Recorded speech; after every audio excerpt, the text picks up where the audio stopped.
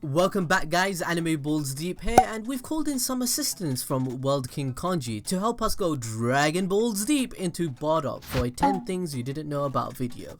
Hey wait, Dragon Balls Deep into Bardock? Can't wait, but first let's give Bardock's help and look into the future. I'm seeing a code that people can enter to get 10% off Dragon Ball and other anime clothing at animeriot.com, and it's ABD Squad.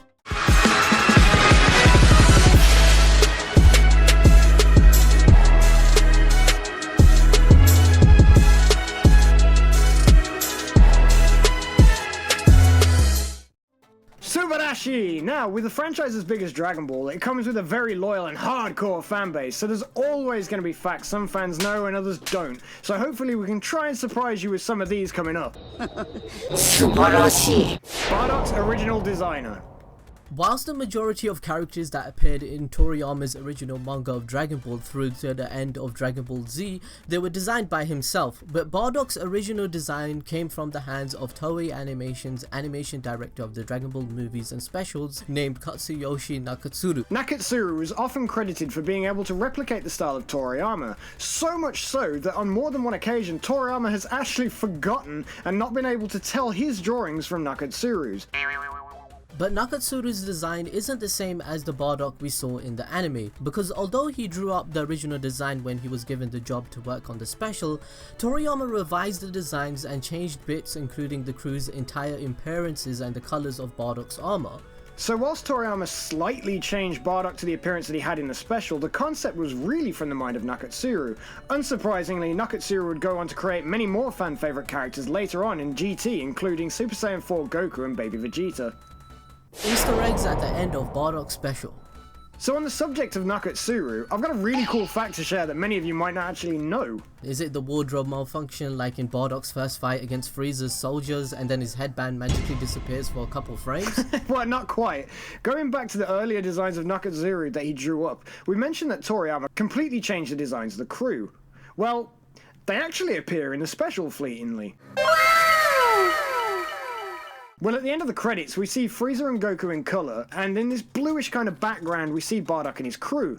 But if you look behind Bardock's crew, you can actually see Nakatsuru's original designs for the crew. Bardock was actually in the anime before the manga. As we mentioned earlier, Bardock actually appears in the manga, which is a common misconception that many people believed he was non-canon until the Dragon Ball Minus bonus comic that came out along with Jako the Galactic Patrolman.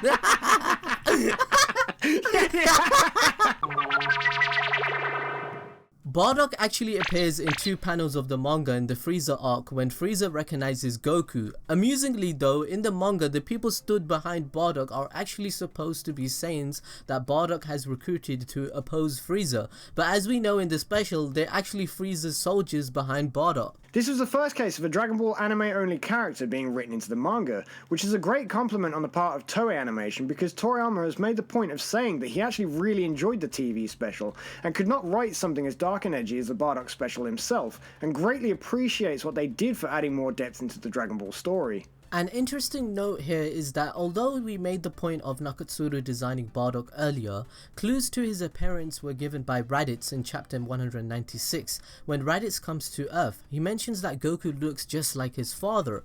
Bardock's name isn't mentioned and he isn't shown by appearance. So to basically sum up, people tend to get confused because he appeared in the manga, but he originally appeared in the special. The anime special came out in 1990, and the manga chapter he appeared in was actually in 1991, chapter 307, The Ultimate Battle Begins. And this isn't even mentioning the great scientist stuff the Ocean Dub blessed us with. Your father was an average fighter, Kakarot, but he was a brilliant scientist! Father vs son. There's not too much information on this particular fact, although not much is really needed. The Bardock stories we're also familiar with both Minus, the special, and even episode of Bardock, were almost all non-existent based on the original idea for the Bardock special. Toriyama only incorporated the Bardock special into his manga because he had a great deal of admiration for the special that Toei Animation produced, and if it weren't for being so well written, Bardock wouldn't be in the manga. During the final supplemental Daizenshu's animation gleanings column notes, it was revealed, although sparingly, that the original plan was for Goku and Bardock to face off as enemies. How original. Having already had Raditz, Vegeta, and Nappa, and even Turles introduced as antagonists for Goku to overcome, it could have really stumped interest in the Dragon Ball specials and movies if the Bardock movie had been exactly the same as the others. No real details are actually out there as to what they would have done during this father versus son feud, and presumably the lack of originality is the exact reason it was changed to the idea we all know now. Curious to know, would you guys have preferred the special to be this way? Let us know in the comment section below if you'd have liked this. Bardock's power level.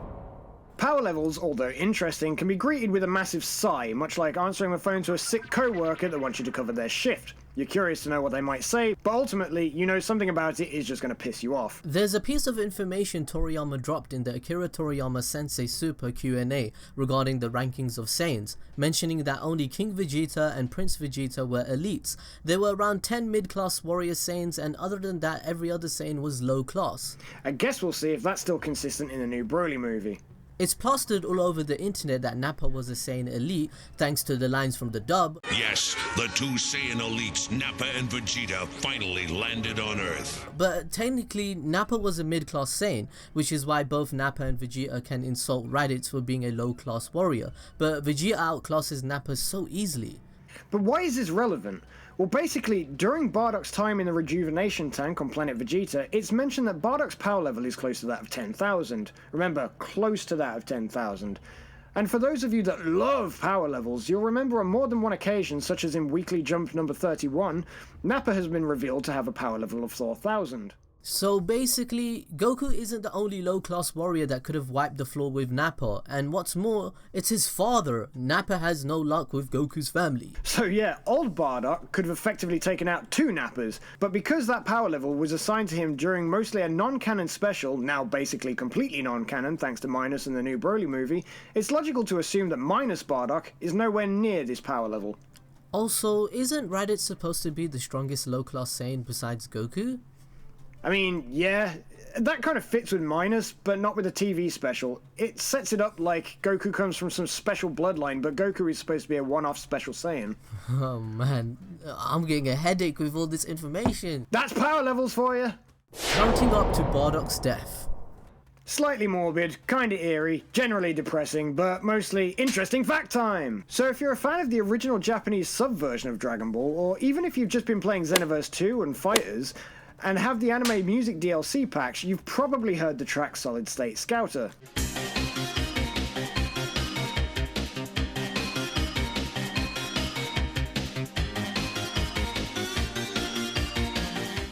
Generally, it's a loved piece of music among the fandom, right? But a lot of you people really don't know why. The piece of music basically uses the concept of Scouter, if you hadn't guessed it yet by the title, with Scouter-like sound effects fitting in with the beat.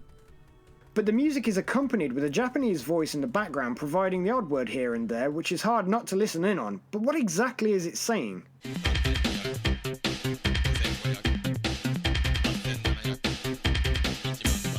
The lyrics are numbers and are spaced out throughout the music, increasing as the song progresses. The common belief here is that it's based on a random Frieza soldier Scouter monitoring the power levels as Bardock thrusts forward towards Frieza's ship.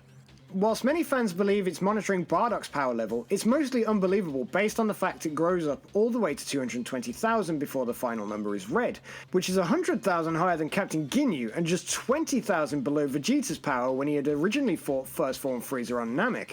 The final reading is the iconic 530,000, which is Frieza's first form power level, which is where the song abruptly ends, for obvious reasons, right?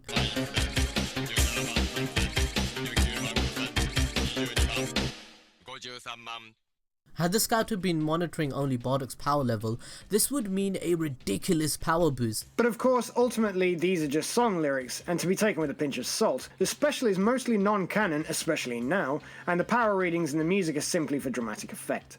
Minus retold. Whilst a lot of you out there will be aware of this if you've been keeping up with movie news, some of you may not. As you've been watching this, you've likely noticed we keep saying things along the lines of, until the new Broly movie, and you might be wondering what Bardock has to do with the new Broly movie. Simply put, Toriyama back in 2014 released a short bonus manga named Dragon Ball Minus, and in this manga, we were introduced to Goku's mother, Gine, and the Bardock story we all knew and had time to love was rewritten. And sadly, other than a nice introduction to the new character of Gine, fans mostly disliked Dragon Ball Minus due to having conflicting feelings about its continuity issues. However, in the new Broly movie, which releases December 14th, 2018 in Japan, with early screenings to around 2,000 people in November 14th, Toriyama has written an origin to Goku, Vegeta and Broly, which is basically an anime adaptation of Dragon Ball Minus, and all being fit into first 30 or 40 minutes of the film. Whilst this is generally bad news for the fans of the original Bardock TV special, it's nice to see that we get some more Bardock in any capacity, and we finally get to see Goku's mother on screen, and hopefully this means in future Dragon Ball games we'll either get 2 Bardocks or at least alternate attires. Continuity errors. Dragon Ball is known for its long story and retroactive continuity, which generally creates issues in the story, but not one piece of Dragon Ball history is polarizing and filled with issues as Dragon Ball Minus. Or is it? The general issue fans have with Minus is that it really upsets the anime filler, movies and specials, whilst it doesn't damage all of that but a few panels if you only read the manga. But if you've only read the Dragon Ball manga and have seen nothing produced by Toei Animation, you're one of the very few people. Minus has a much more laid-back story with a lot less excitement. Bardock figures out that Frieza is planning to destroy the Saiyans rather than having an ability with foresight. His crew are totally gone, and Bardock seemingly has a caring relationship with Goku's mother. Okay, so none of that impacts the story really though, does it?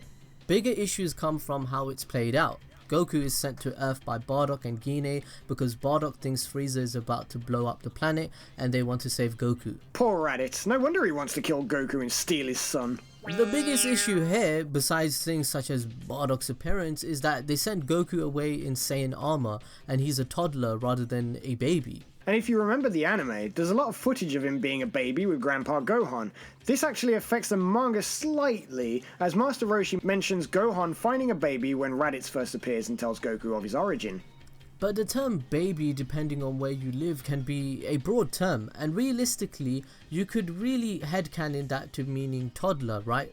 But of course, as mentioned earlier, it also affects the manga panels on Namek when Frieza recognizes Goku, as Bardock is wearing his original armor with the bandage on his head. Thing is, Dragon Ball Minus ends after Goku is sent away and doesn't show Bardock standing up to Frieza, so this doesn't essentially ruin the confrontation because Bardock could be wearing other people's bandages and could wear the armor before the attack. It's hard to wrap your head around, but it's not the worst headcanon ever. Bardock's travel through time. This is less of a solidified fact and more of a popular theory with merit, and so we're being a bit cheeky here by putting it in, but it is interesting if you didn't know. Most fans of Bardock will have to have been living under a rock to not know he received a Super Saiyan transformation back in 2011, but this spin-off manga and animated special had an unusual beginning. Dragon Ball isn't exactly new to plot convenience and random events happening at perfect times without much explanation, especially in Super, but the beginning of episode of Bardock has Bardock hurtled back in time after being hit with Frieza's quote-unquote supernova-like attack to where he ends up being on the planet Plant, which would much later be taken over by the Saiyans. Many fans watched this special and were quite happy not looking into the reasonings as to why he travelled back in time. You know, I threw that out the window, but others couldn't enjoy the special without that being explained. That kind of fan was me. And at the time, theories such as Frieza's attack was so powerful it sent Bardock back in time, which of course sounds so distastefully plot conveniency that it literally makes me retch. But many other theories such as that circled the internet until people just stopped asking and just tried to forget it existed. But the special was actually pretty good. I liked it. Bardock's personality was none too different from his personality in the original special, and he had a cool fight with Chilled, whom he kept reminding him of Frieza. It was decently animated and the legend of the Super Saiyan had a nice touch to it. The closest explanation to any truth that we have is that in 2010, 1 year before episode of Bardock came out, Dragon Ball Online entered its beta stage and received many positive reviews. It engaged players enjoying a new storyline to which Akira Toriyama had been involved in places, making new characters and lore.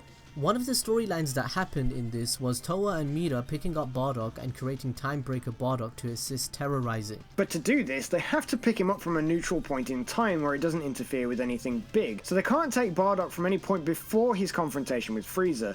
So they wait until he's been hit with a blast, swoop in and save him at the last minute, place him back in a place where he can receive a good power-up and a Zenkai boost, and then capture him and create Time Breaker Bardock. This ties in nicely considering at the time, Dragon Ball Online was the only thing we had that we could consider canon other than Dragon Ball GT, due to its slight involvement with Toriyama. But what do you guys think? What did you hear around 2011 when this came out? And what did you find most believable? Let us know down in the comments below. Alright guys, it's time for blazing round time. Kanji, take it over right now. Or perhaps is it Raging Blast round, seeing as it's Dragon Ball? Bardock's name is based on the edible burdock fruit, which is the name in the Viz translation of the manga. In trailer 2 for the new Broly movie, Frieza was shown without armor when he destroyed Planet Vegeta, but for trailer 3 it was corrected to be more like the manga as he's pictured wearing his armor. So this means there's a chance we will see new Bardock in his classic old armor for the scene if they choose to do so. During Dragon Ball Z Kai's airing on Nicktoons, for child-friendly reasons, they removed the bleeding and the scars from Bardock, which made him easily confused with Goku for new viewers. In the Funimation dub of the Bardock TV special, they were afraid of too many moments of silence and pauses, so they filled the gaps with Bardock mumbling nonsensical things to himself, and for some reason decided to make it so Goku could see the planet's destruction coming also. Bizarre. The Funimation dub of Bardock's TV special also decided to grant Bardock the power to read minds along with the foresight ability. Once again, this is a dub change and was used as a way to fill moments of silence to try and hold children's attentions for longer. In the Japanese version, Bardock cannot read minds. The Funimation dub's version of the TV special actually filled some moments of silence with Bardock sounding more compassionate towards his crew and Goku, which in turn would actually make it a more accurate approach to the modern day Bardock. Gine used to be the member of Bardock's crew in Dragon Ball Minus, but wasn't a great fighter. Consequently, she was constantly saved by Bardock, and he went balls deep in That is how the relationship began. This was a non-conventional way for a Saiyan to form a relationship. Not bad, so there was 7 Raging Blast facts for you right there, and hopefully in this video you'll have learned some things you didn't know before, and if not... Bloody hell, mate! Well done you really are a hardcore fan if you knew all of these. Thanks for watching though guys, and remember to leave a like, comment and subscribe to Anime Balls Deep. And ring that bell for the notification button, you know how YouTube is, and when we upload a video you get to see it again. Also check out World King Kanji's YouTube channel, it's in the description below, and subscribe to him, check him out, follow him on Twitter, follow me, all that good. Also, if you like this 10 things you didn't know about video and want more Dragon Ball content, tell us in the comment section below, and we are going to start doing this more weekly, covering more Dragon Ball content for you guys, because I want to really get back into that community. With that being said, we'll catch you guys next time for more content.